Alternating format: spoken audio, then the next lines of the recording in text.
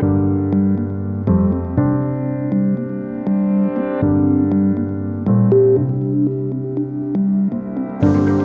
the audience who's watching this. This is another episode of the Algorand Ecosystem Partner Fireside Chat. So today I'm with Paul, who's the CEO and chairman of Caldwell and owns a number of different platforms and assets that are building on Algorand. Very excited to have Paul with us today to share with us his vision around his business, some of the missions and goals of what the platforms are aiming to do, and also why they chose to build on Algorand. I think that's what a lot of our audience are very interested and keen to hear about. So thank you again, Paul, and for joining us today. Happy to be here, Sean. Excellent. So Paul, I mean, you own your company owns a big portfolio of everything from kind of the investment side of things and also the building side of things, right? The platforms and whatnot. Maybe we focus a little bit on the two platforms that you have launched, which have been extremely successful. One in the payment space, one in the NFT space. And maybe you could share with the audience what they are and also what they're aiming to do. Yeah, sure. Happy to do so, Sean. So the first would be our investment in Original Digital Corporation in the first place, and part of that is Blockchain Data Corporation as a subsidiary. So it's a blockchain development shop.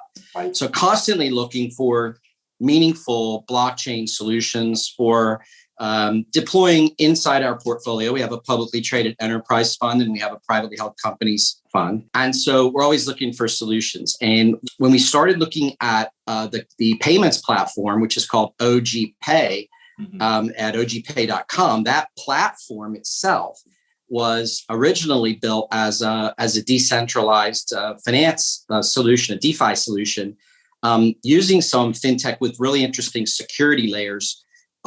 So we were really focused kind of on that.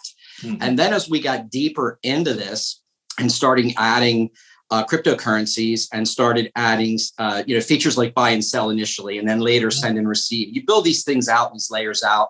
And we started patenting writing patents for some of the inventions that we were creating inside there for the way we provision liquidity and so forth. We started looking at the blockchains that were most appropriate for these kinds of fast transactions that have to have a degree of real speed to them. We just call it light transaction, a light transaction, not a heavy transaction. Where with example might be just Bitcoin, Ethereum, right? Fast, slow, cheap, expensive.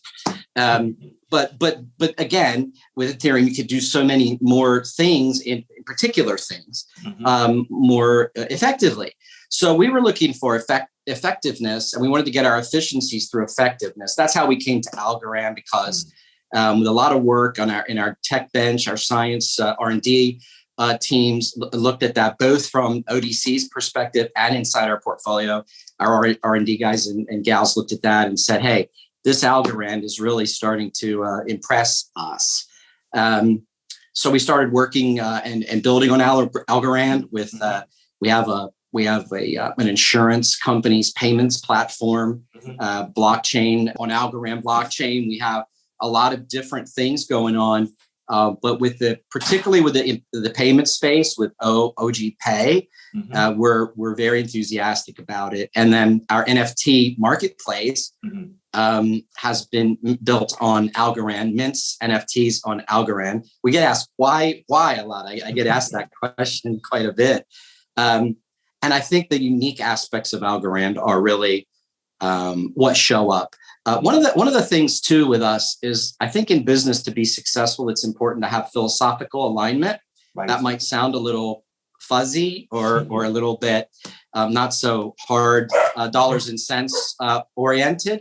But at the end of the day, look, if you don't have philosophical alignment with who you're doing business with, it's not going to matter all that much. So I think that we have all of that with Algorand. These companies, sorry, that's Pippi the dog in the background. I'm very excited about the Algorand conversations as well, I could tell. Yeah, I'm doing this from home late in the evening here. So at the end of it, look, we find this alignment. The developers have really enjoyed working with the Algorand development team. There have been some issues around logic, business logic, and different solutions, logic-based solutions that haven't existed before that we've been able to create with the Algorand technical development teams. That's very exciting. And so I think that there's for all these reasons. And by the way, that OG2D, Sean, that NFT marketplace, it's just the beginning. I think NFT marketplaces are that's where things started. You can put an NFT, you could buy, sell, trade, collectibles, and these kinds of things. NFT almost comes off the tongue too easily. I was going to say, that's right. Right? Doesn't it? I mean, and so it's like NFT comes off the tongue real easily, but how about non-fungible token? Right. Not so easily. Yeah. And what is really that, mean, right? It forces you to think about what it means rather than exactly. And so when you really think that through, you find out, well, okay, NFT marketplaces are where non-fungible tokens originated for buying, selling, trading, collectibles, basically, art and things like that. But where we see non-fungible tokens going much deeper into the business, the core business, the workflows in business and things like that. So OG2D has some unique things going on, as you know.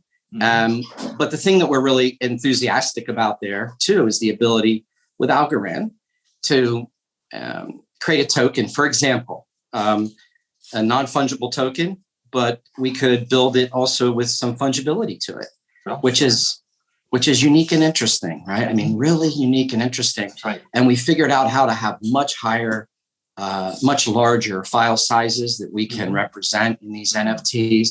So it takes us away from a single drop, like dropping a piece of content and then selling it so people can buy it and then trade it on a secondary marketplace.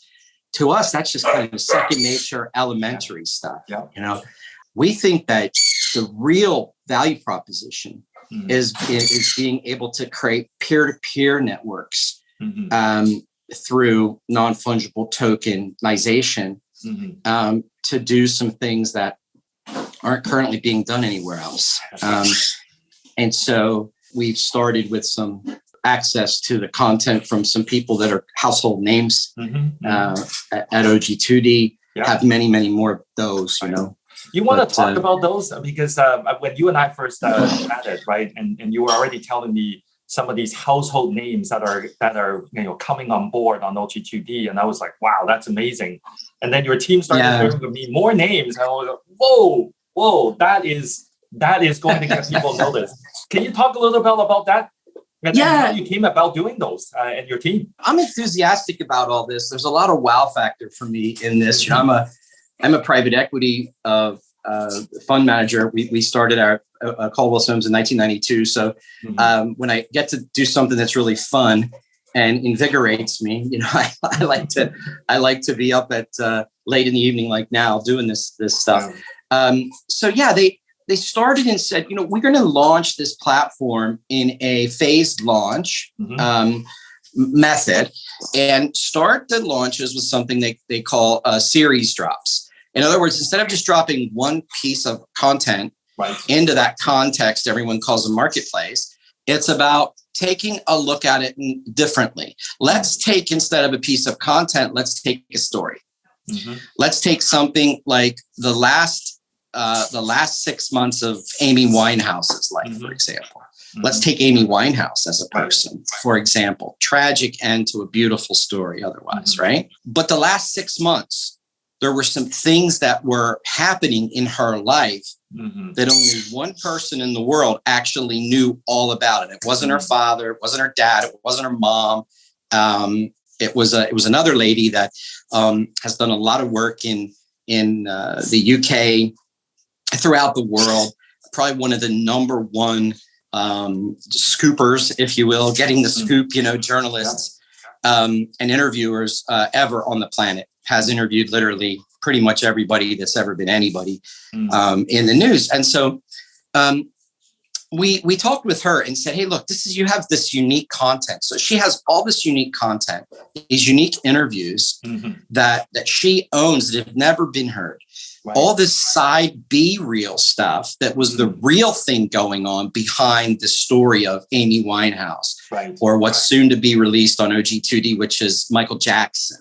After that is Whitney Houston. Then there's Sylvester Stallone. And then you get into other things. Yeah, but it's about really particular stories that relate to really big time meaningful things in their lives.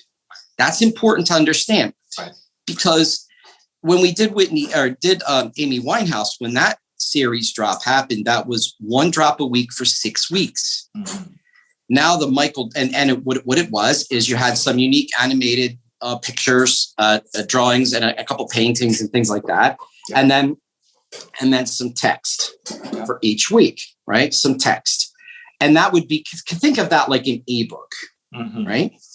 But the second drop in this, what really was a 21-week test cycle for the whole program, because it was about market. It was about getting to know the market better. How do people want to pay? Do they have to pay in Algorand, or can we do some back-end conversions to Algorand instantly through OG Pay, which we've now been able to do, so people can pay with their credit card. They can pay with any cryptocurrency. We can do instant conversion through OG Pay on the back end now. So it's a really nice model that way. But back to the point, which is the second series drop, Michael Jackson series, 6 series, one a week for 6 weeks. But there you have, it's no longer text files. It's now MP3 files. We've grown up a little bit. Now we can actually put all of this on chain. And the other unique thing about OG2D is the entire platform is decentralized. So even the management of the servers, the payments of the bandwidth, the payments for the server farms and all that, it's all managed by a DAO. So that's not even centralized. So we don't have the risk of you waking up some Tuesday 5 years from now and not having access to your NFTs or whatever, right? So that MP3 files, and here's the interesting thing about Michael Jackson. When that series is all done, one a week for 6 weeks, each one of those NFTs has the really cool thing that Michael Jackson does in the animation, basically. But after 6 weeks, it all gets stitched together and turns into a really interesting audiobook. It's a 30-minute NFT audiobook of this particular story. And then Whitney Houston, what's being done now, all the animators are building the animations. It moves from text with Amy Winehouse, audio, MP3 audiobook with Michael Jackson, and then with Whitney Houston, it turns into a full 30-minute animated cartoon, 5 minutes at a time in 6 pieces. So if you think about what that could do to the entertainment space, it goes back to our philosophy and our fund at Caldwell Soames. We're not looking to invest just in innovation. That's yesterday's news. If you get on quarterly analyst meetings like I do frequently, you still hear the word disruption a lot. Everybody's still disrupting everything. I don't even think it's about disruption, Sean. I think it's about transformation. I think you have to transform how people think about something they do that they enjoy or they like, or they need. And so that's what we're trying to do with OG2D and using NFTs to transform how people consume entertainment and then how they move that entertainment into a peer-to-peer sharing network that can be monetized. Algorand allows us to do a lot of that. And that's the long way around the horn to the why. That is amazing, right? You hit on a point that's very key here, right? A lot of people, I understand NFT is still fairly new in most people's minds, but when they think about it, they think about tradability, right? That's the first thing that comes in mind. So they look at these big dollar amounts, fancy names, and then they think, oh, okay, if I own that, I can trade it. Well, that's not wrong, right? That is one aspect of what it is. But this evolutionary cycle or the characteristics that you talked about in terms of these assets that your team have created that represented something, a moment in life, and that story can grow itself along with multiple things into a particular collection and series. That's really the power of what we're looking at here, right? It's an evolution. It is something that actually, has some meaning to it rather than a single piece of assets that represents something only specific to that. And building that into a story, building that into a timeline, that's the power of it. Otherwise, why are we doing this, right? having digital representation of art, for example, that's existed. You and I both know this, right? It's existed for a long time. But having that evolutionary aspect, that life cycle tied to it, that is so interesting. That is so critical. And your team have these two strong pillars on the transactional aspect and then the marketplace aspect, and now creating assets on top, bringing that together and building that on Algorand. And I want to thank you, your team again for choosing us, working with us in this regard. This is very exciting, and I'm very glad that we're able to share this story with our audience today. So thank you so much, Paul. Yeah, hey, my pleasure, Sean, and we're very thankful for how Algorand also works with the development teams. I hear nothing but good things coming out of both of those projects through Original Digital about Algorand, and we look forward to a long and successful working relationship. Great, thank you so much. Well, Paul, we'll wrap it up today. Thank you again. It's really great chatting with you. Take care. Bye-bye, Sean. Right, See ya.